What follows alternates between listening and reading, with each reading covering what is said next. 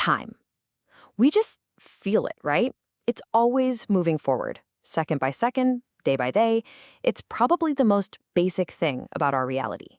But what if I told you that this simple, one-way flow of time is one of the biggest, most stubborn mysteries in all of physics?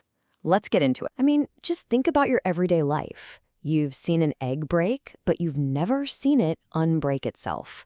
You've watched milk spill, but you've never, ever seen it magically flow back up into the glass. We remember yesterday, but we have no clue about tomorrow. That's what we call the arrow of time. It points in one direction. But why? And this is where things get really weird. It's a total paradox. Our reality, our experience, is a one-way street. Time only moves forward. But the fundamental laws of physics, we're talking everything from Newton to Einstein to quantum mechanics, they couldn't care less. Their equations work perfectly forwards and backwards. If you watched a video of planets orbiting the sun and played it in reverse, it would look completely normal. So, if the basic laws don't have a preference, where does our one-way street come from? So let's dive into what's been called physics' great time paradox. And I'm not exaggerating.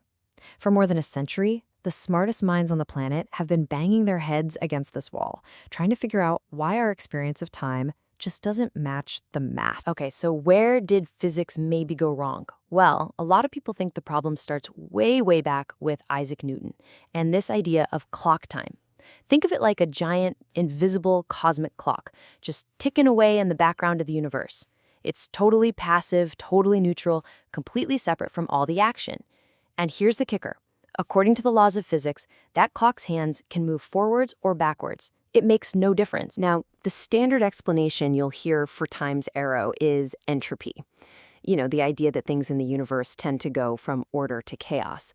But here's the problem, and it's a big one. The actual physics of entropy, the famous formula from Boltzmann, has no built-in direction for time. As the physicist Helmut Schaubusch points out in this quote, the feeling of time moving forward seems to come from our imagination, not from the actual physics. So here's the bottom line. Saying that milk spills simply because it's more probable for it to be in a puddle than in a neat glass, well, that's a statistical argument. It's not a law of physics. It's kind of like saying stuff happens because that's the stuff that's most likely to happen. It describes what happens, sure, but it doesn't give us a physical reason, a mechanism that actually drives time forward. So, what if we've been looking in the wrong place this whole time? What if entropy isn't the key to the puzzle? What if the real mistake was the invention of clock time itself? A radical new paper suggests we flip the whole thing on its head. And it all starts with this one equation. Now, don't worry about the symbols. The idea behind it is actually pretty straightforward. All it says is that the change in energy over time, that's the left side, is directly connected to whether a system is symmetrical in time, that's the right side. And that little bit on the right, that measure of time asymmetry, that's the key to everything. And this is the absolute game changer. For over 100 years, physics has just assumed that time is perfectly symmetrical, which means that term on the right is zero. And if you do that, the equation forces you to conclude that energy is always perfectly conserved. But what if we don't assume that? What if we trust our gut, our own experience, and say, no, time is asymmetrical? Well, then the equation tells you something incredible. The flow of energy is what drives the flow of time. Time isn't the container. Time is what happens when energy moves. This gives us a whole new concept: action time. So forget that passive background ruler. In this new view, time is an active process. It's not the map of the river, it is the river, flowing and churning. And what's making it flow? It's the constant turnover of energy and the permanent loss of what the paper calls action information, which is basically the useful structured part of energy that can actually do stuff. Okay, so if we run with this idea that time is literally driven by energy, then suddenly a lot of other really big questions in physics start to look, well, solvable. All right, let's start with a really basic one. What even is energy? Seriously. The great Richard Feynman, a Nobel Prize-winning physicist, famously admitted, "We have no real idea. We know what it does, we can calculate it, but we don't know what it is." Well, in this new model, Energy is an information phenomenon. Think about it. The power in a gallon of gasoline isn't just a number. It's baked into the specific, complex structure of its molecules. That structure is information. And it's this acting information that gives it the potential to do work. Okay, next up. Why is energy always conserved? You can't create it or destroy it, it just changes form. That's the first law of thermodynamics. But why is that a rule? The answer here is actually beautiful. Energy is conserved because information is conserved. It just changes its clothes.